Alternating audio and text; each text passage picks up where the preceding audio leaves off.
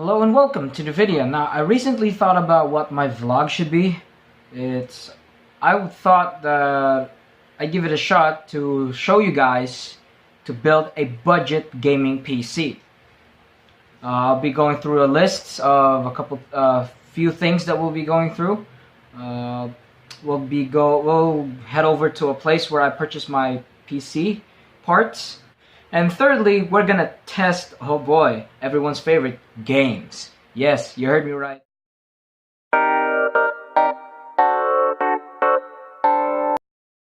Starting off with our CPU is the Intel Xeon E5430. It's a workstation CPU meant for servers.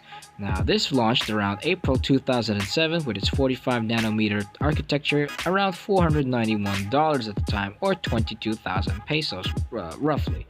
It has 4 cores, it's quad-core, base clock has 2.66 GHz with a 12 MB of cache and a bus speed of 1333. Now, you have to check and make sure you look at the FSB, which is the front side bus, and make sure if your motherboard can support that CPU. And this socket is an LGA771, which we'll go into later details.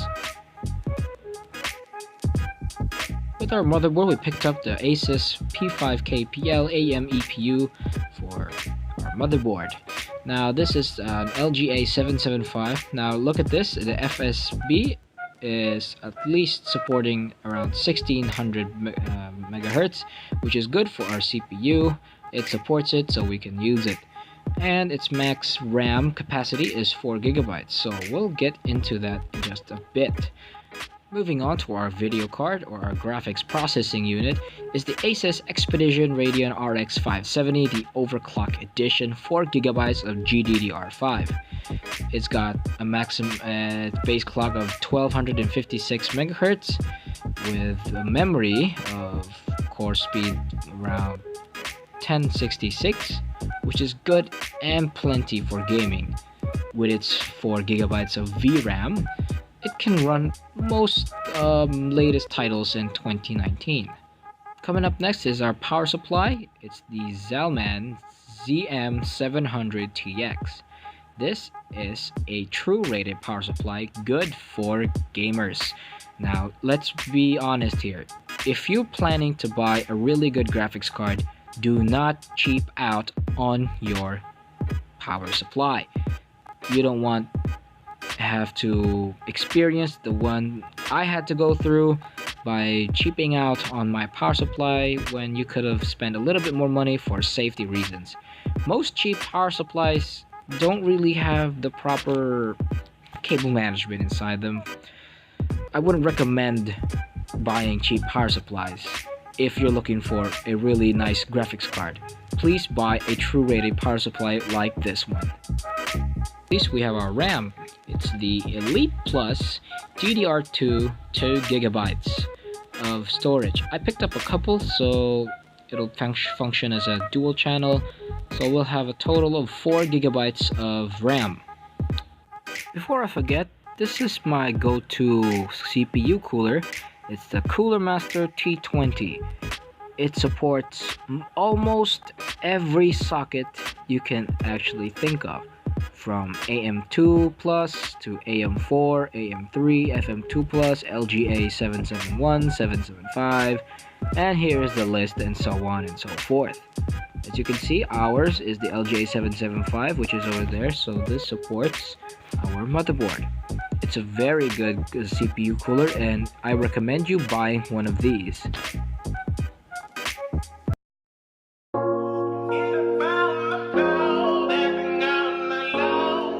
Took a shower. I'm about ready to go and pick up PC parts that I actually ordered last night. So let's just go there. We're going over to a friend of mine. We're kind of a bit close, but he's a decent guy. He owns the place. He owns an internet cafe. He also sells PC parts. So that's where we're going. And I'll update this vlog as soon as I can, as soon as we go outside, and let's see how it goes. So I'm outside, so we're about ready to go and head over to the place. Let me find a ride first. kind of hard to find a ride here because it's not on the main road. So I'll catch up with you guys. I'll update you as soon as I can.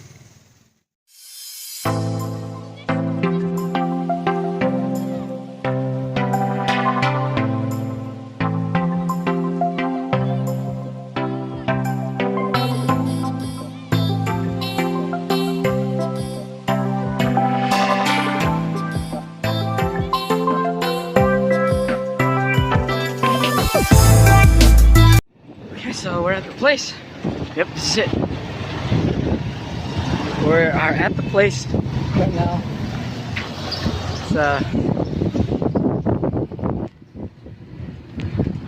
So we're gonna go ahead and get our PC part. Go ahead, go in. Oh, there he is. Hey, my man, I'm here. What's up? How you doing? I'm fine.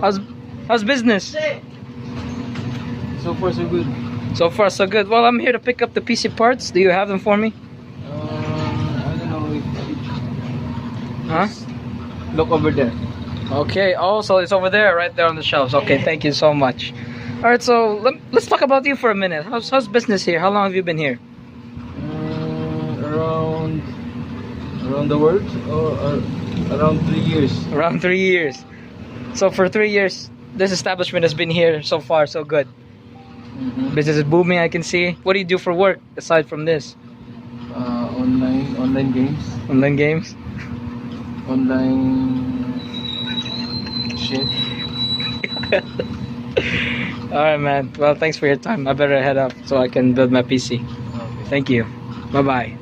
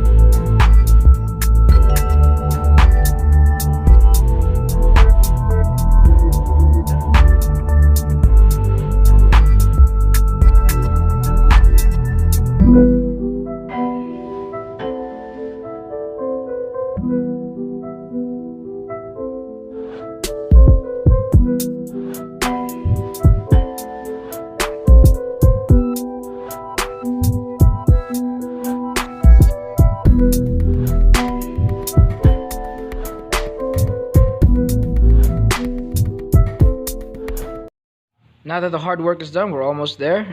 We're booting up. The BIOS says we have to update it because this is a 771 processor, which isn't in the microcodes for this motherboard since it's an LGA 775. So all you have to do is go search your motherboard's name online and download its latest BIOS.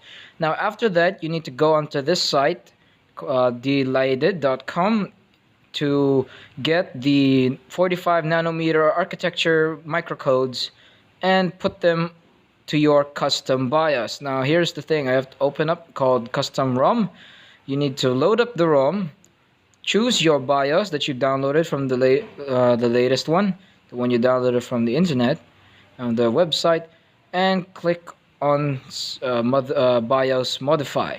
Now once you've done that, go ahead and browse and choose the folder to which you downloaded from delighted.com for the micro architectures for the CPU for it to support your motherboard.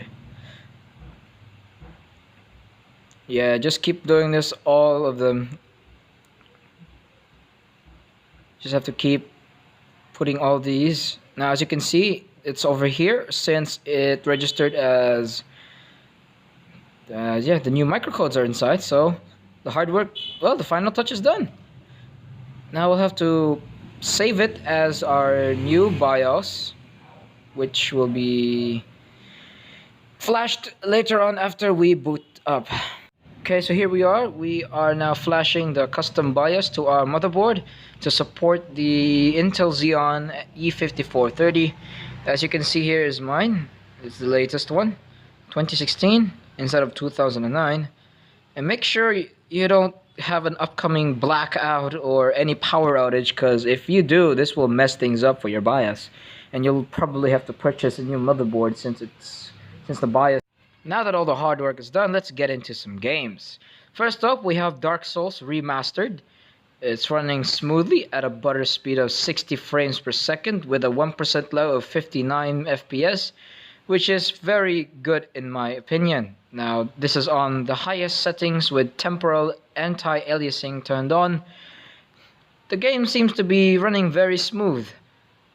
Even during combat or battle, it's still running pretty smoothly and should have no problems.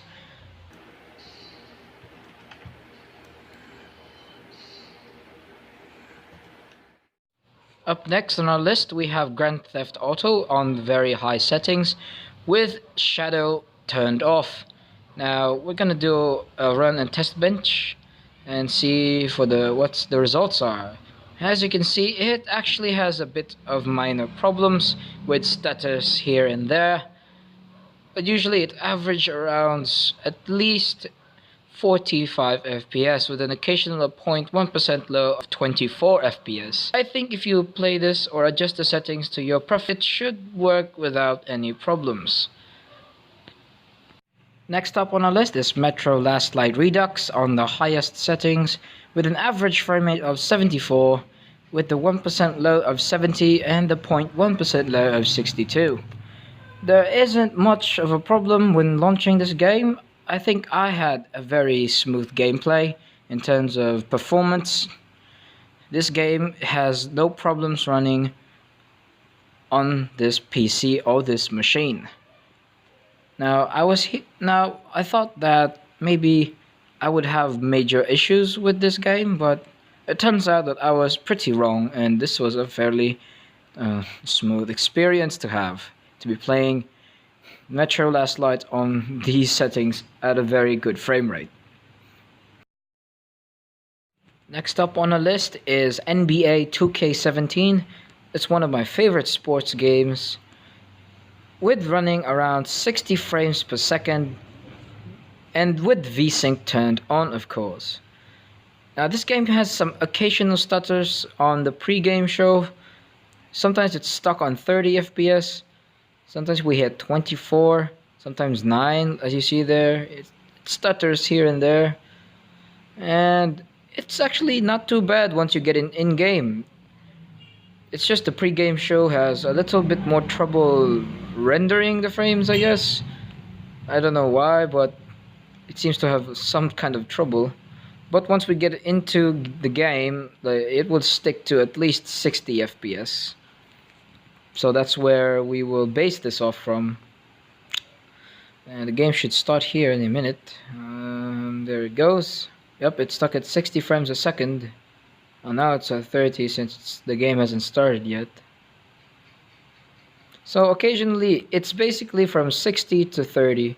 Anywhere from that. As long as you turn VSync on, the game runs smoothly if you turn the VSync on. If you leave it off, it kind of stutters here and there, which isn't good for you. So it's best to turn on VSync so it'll, adjust to your monitor's refresh rate. Mine is 60 hertz, so it should be 60 frames a second here in a minute once we get into the game. Once it starts the game, it should start now. Yep, there we go, back to 60 frames a second. It runs very smoothly, and as you can see, I have no trouble playing this game at all on the high settings with 1366 by 768 resolution. And last but not the least, my favorite games of all time, Witcher 3 Wild Hunt. with its average FPS of 72, with the 1% low of 32, and a 0.1% low of 30. Now, this game runs very smoothly, even on probably heavy combat instances. It serves you well. It's smooth. As what can I say? This game is epic, and I love playing this game every single day.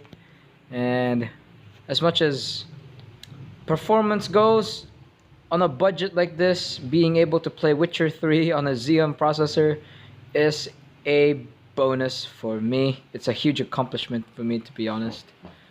And so I hope you enjoy the gameplay as much as I do. Look at that smooth, silky frame rate.